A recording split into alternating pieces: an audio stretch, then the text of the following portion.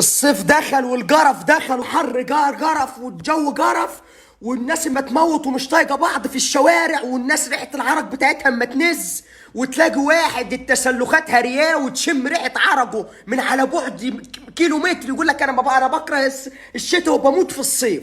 يا ابني انت عايش في ايسلندا، انت عايش في القطب الشمالي، يعني بتعشق الصيف. طب حط مزيل الاول، ده الواحد بيبقى واقف بعيد عنك بمتر تفتح بقك بيشم ريحتك، ده ريحه عرقك بتتعرف على بعد ميل. بتحب الصيف ليه يعني؟ وبعدين اصلا هو محدش بيحب الصيف ده غير اتنين، صاحب شركه ركسونا وصاحب شركه اكس. فانت لو ابوك مستثمر، ابوك لو مستثمر في ركسونا ساعتها تحب الصيف، نقول ارباح ابوك بتزيد.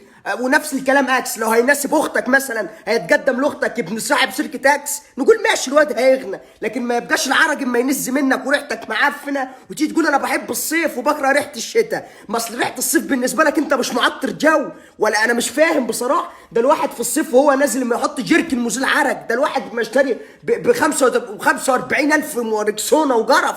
الواحد بيته ما يخرب. لكن انت كده كده مجرف مش قايل هم حاجه، فما بتقول ما تجرفناش معاك.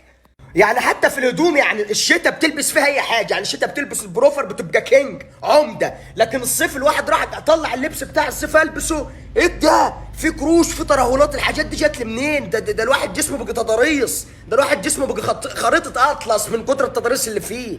ده مش جسم، ده طريق راس الرجاء الصالح من كتر اللي انا شايفه. مش عارف ترهلات هنا وانحناءات هنا. ده ده لبس الصيف ده فضيحه. ده الواحد التيشيرت اللارج ده هروح اجيب 18 لارج من اللي مش نافع.